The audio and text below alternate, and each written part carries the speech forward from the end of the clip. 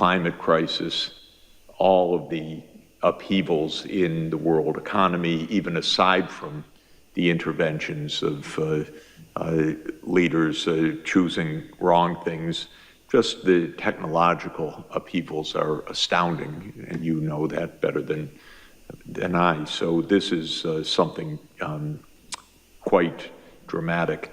But another thing that's very dramatic is the geopolitical changes that are underway. They are remarkable. They're very dangerous, but on the whole, not bad, actually. What's happening is that a familiar world led, so-called, by the United States and Europe is no longer led by the United States and Europe. It was presumptuous to be led by the United States and Europe to begin with.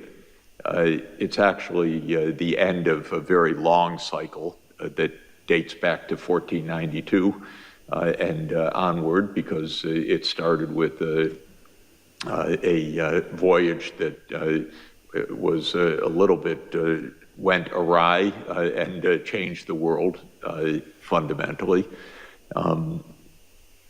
And they say that, how do you know that Christopher Columbus was an economist, by the way?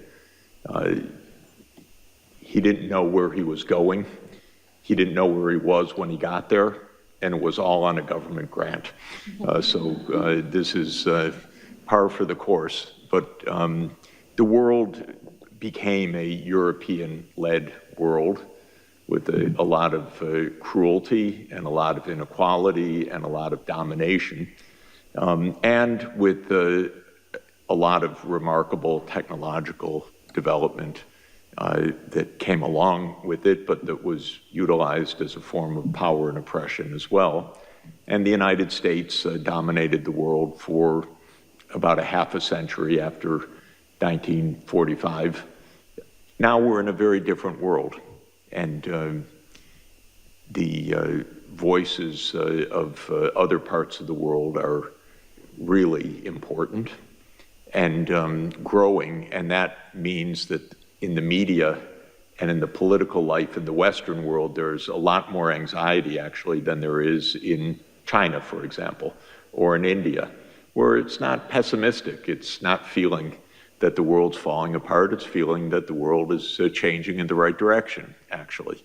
And I would say if you look at opinion surveys in Africa, there's a tremendous amount of optimism, actually. Africa is the most optimistic single continent in the world, if you look at opinion surveys.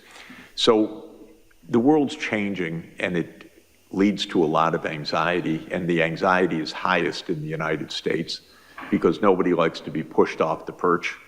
But the fact of the matter is the world's becoming a lot more interesting, diverse, interconnected. You're a very diverse group, but not quite diverse enough. Are there any Chinese faces here? No. We have somebody from Hong Kong. Okay, good. Hong Kong, we were just there. It's wonderful. And India? Yes. Great, okay. So, between the two, you're 40% of the world population, but not exactly 40% of this room. So it's just to say, we don't have to have complete demographic equality, but you're a very diverse group, which is extremely important, very important.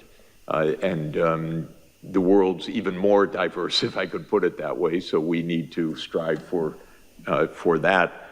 And viewed in that perspective, my own view is, I'll say a grim statement and then an optimistic statement. If we don't blow things up, which is possible, then things are going to be okay. And by that I mean the world that is taking shape will be more equal, more open, actually benefiting from a lot of the breakthroughs in technology.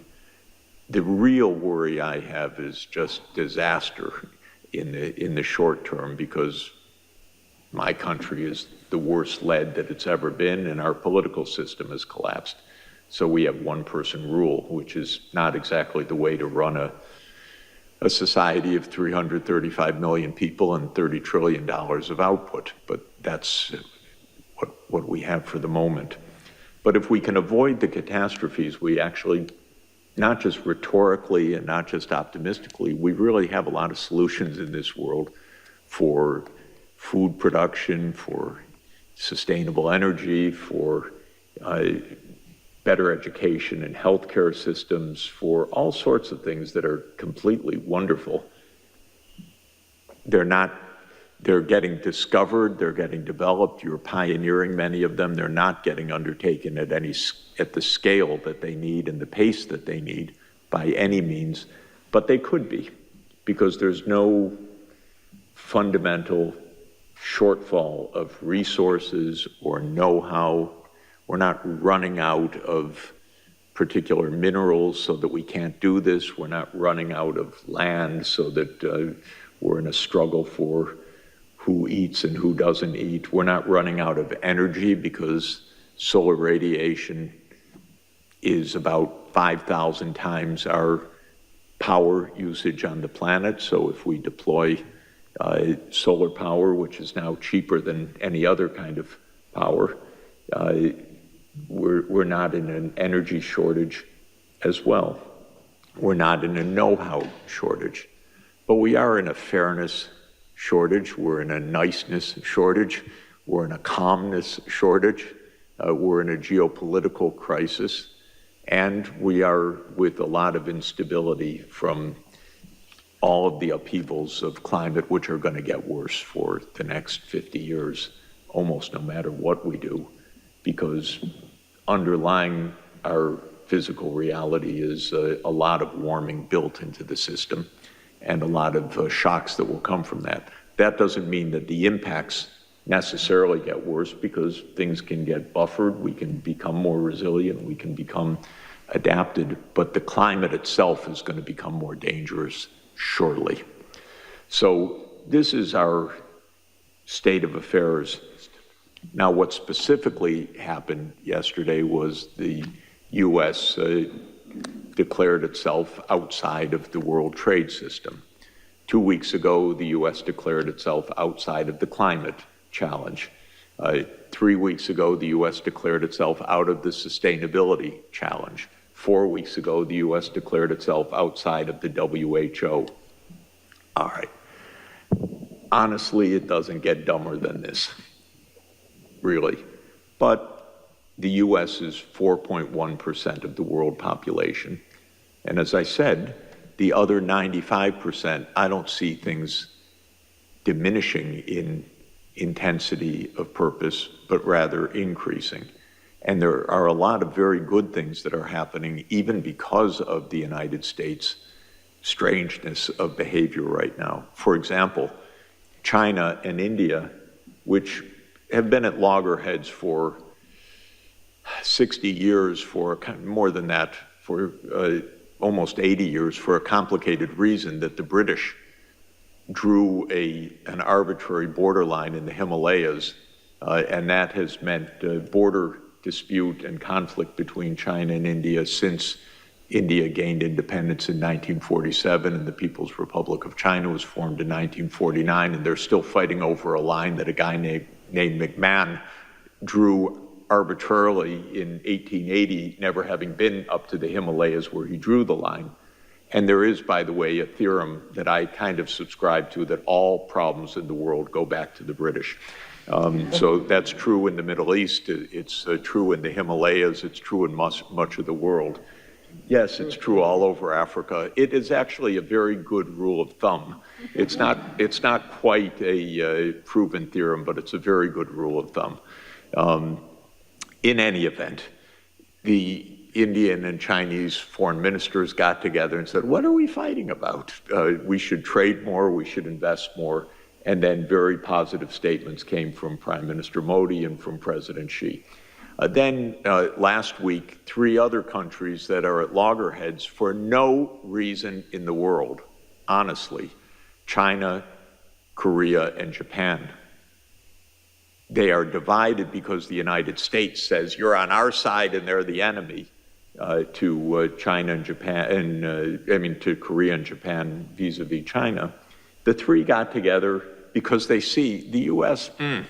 Not such a great, protector of their interests, and they said, we need to improve relations with each other. This is very, very good. And if you think about Iran and Saudi Arabia, for example, which was defined by the U.S. to be the fundamental schism of Shia and Sunni, and so much of U.S. policy was playing the Sunnis against Shia, Iran, and so forth. They made a rapprochement last year, which China helped to broker in a very wise way. The United States would never have done it and never even have thought about it, but China was very helpful. So truly, I'm not so pessimistic at all. I just see the world changing, and I can understand the pessimism in the newspapers that I happen to read in the U.S., because they're all geared around the idea of the U.S. as number one. And if you put that aside, I like a world in which China's playing a much larger role, and India's playing a much larger role, and the African Union's playing a much larger role, and Saudi Arabia's playing a much larger role. To me, this is a great world. It's a world of diversity, much better food, much better conversation, much better places to visit, much more fun in conferences and meetings and problem solving and all the rest. But if you just happen to be a U.S. strategist, it looks very grim and dangerous and so forth. So I don't buy into the danger part. I do buy into the danger part for the reasons I said, but I don't buy into the inevitability of crisis. So what I would really like you guys to do is to stay on the networking course and the practical course and the problem-solving course. And I want us to help you to do that. And just to be very clear, SDSN Youth is not to empower youth per se. It's to help solve global problems, of which you have a lot of solutions. So that's a little bit different.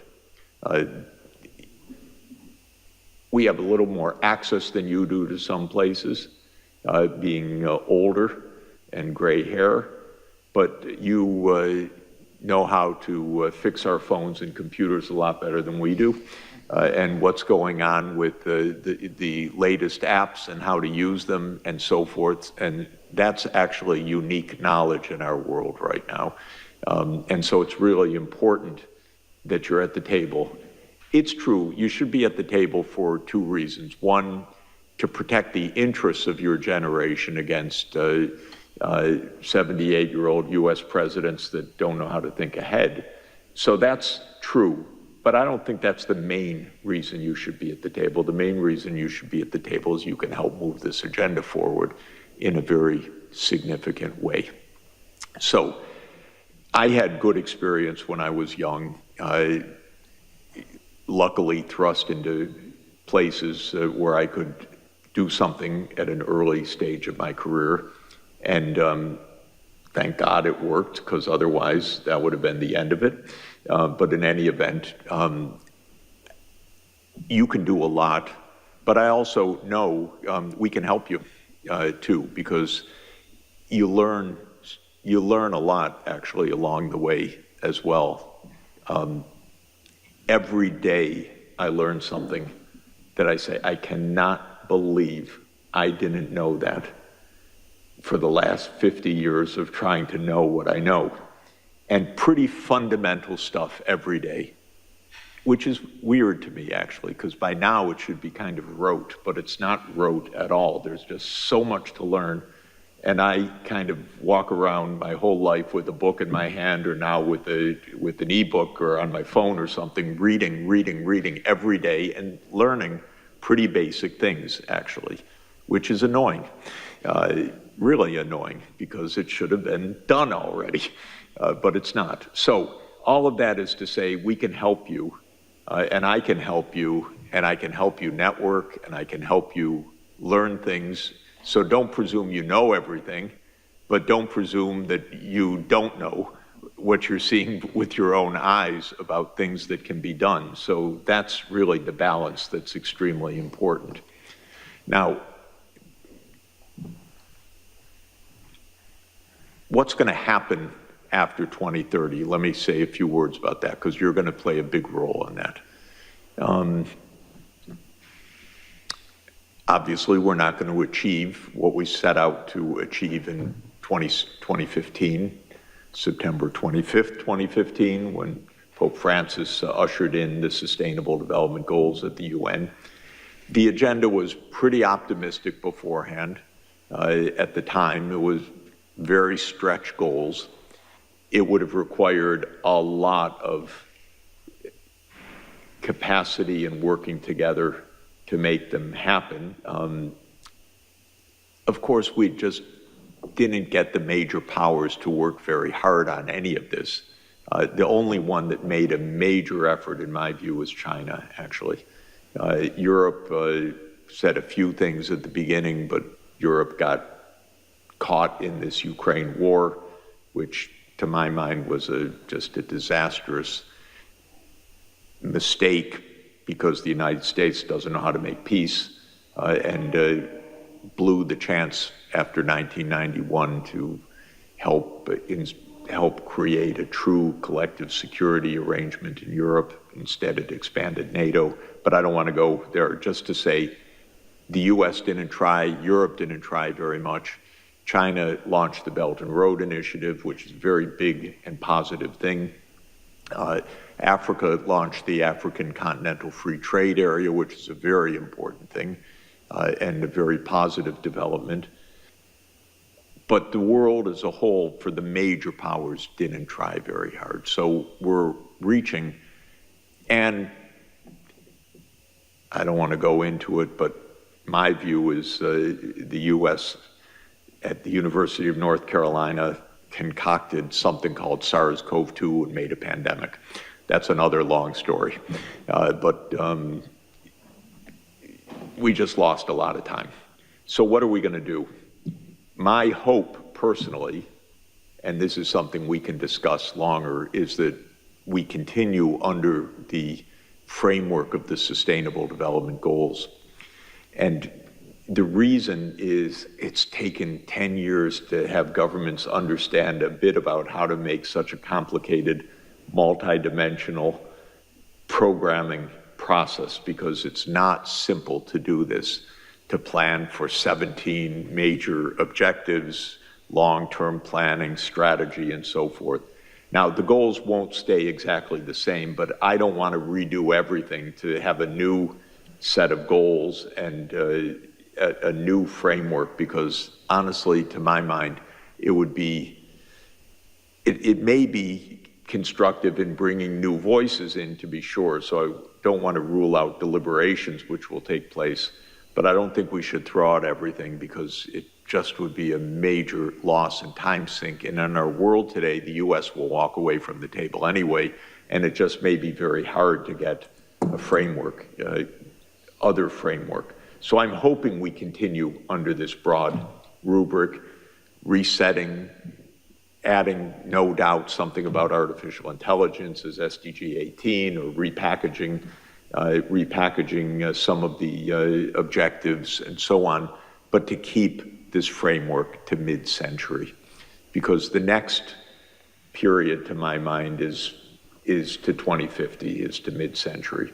And that's, in fact, what we need to decarbonize the energy system. It's what we need to transform agriculture. It's what we need to create a workable digital society in which good things rather than bad things happen with these new technologies and so forth. So that's what I think what I am going to be aiming for in the next few years. This will probably be decided more or less around 2027 or 2028.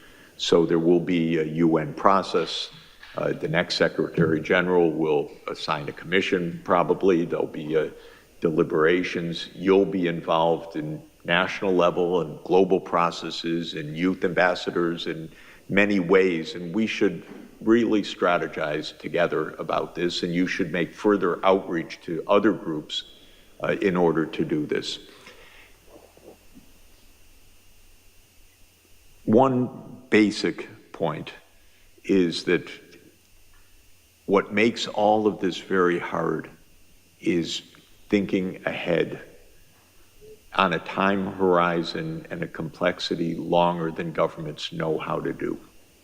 So if you want to change the energy system, it's not a 1 year or a 5 year or a 10-year process. You really have to be able to think about 25 years or 30 years and basic changes of technology and learn how to put that into a real political process and so forth. And this is what I find most governments don't know how to do effectively. Again, China is better at planning in this way than any other government that I know among the major governments. Europe's not bad at setting goals, but it then doesn't necessarily actually create the planning to deliver them very effectively. I'll say also I have huge hopes, expectations, and demands of the African Union in the coming years. There's a new AU commission that just came into office on March 15, and Africa needs to make a breakthrough in the next 30 years. It can't go on like this with many conflicts, with kids not in school, with the systems not working, with electricity not reaching still hundreds of millions of people. And that's what we were discussing in the Financing for Development workshop that we had earlier this week, how to make those breakthroughs. So one thing I'm asking of you is helping to instill the idea of really basic transformation in your countries, regions, and since we're going to do it together at a world scale, that yes, we really can create a better future, and it's not only wish fulfillment, it's actually very practical work. For me, by the way, I caught who had a slide that I think Sinead, about the importance of education as being absolutely fundamental. Was that you, Sinead? Yeah. In any event, okay. There are probably 300 million kids not even in school right now. And we have to absolutely say, no, are you kidding? Not another school year like this. This is crazy. And the reason they're not in school, in some places, is because of conflict and displacement. But for at least 250 million kids, it's because the governments don't have the funds to hire teachers, to have the schools, and so forth. And I want to have a fit together with you to the powers that be that this cannot go on any longer. You cannot leave kids out of school in this world. They cannot have a future that way. This is the most basic point of everything that we're trying to do.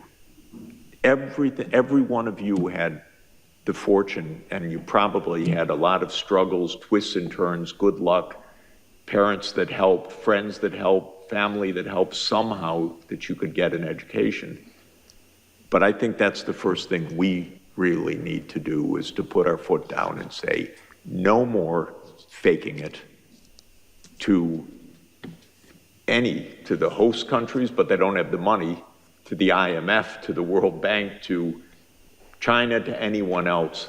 You gotta help make sure that all the kids are in school, period. And then there are all the other issues that we're dealing with. I won't belabor the point any longer because I know the time is short. But you guys are really important in this process.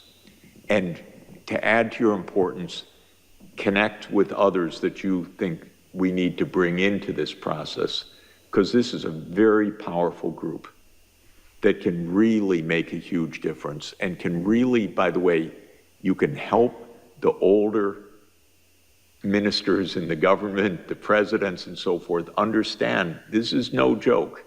This is real for your societies. This really can be done. You can tell them Professor Sachs said so, and that they got to get on with it, and that we're here to help, and we're going to get the financing that they need. That was, we really are going to get the financing that governments need, but you need to help lay out the plans, the ideas, very operational, the wonderful things that can be done, and really inspire your countries and your friends and the businesses you're dealing with, and think very, very big. And let's plan to meet every few weeks to keep that up.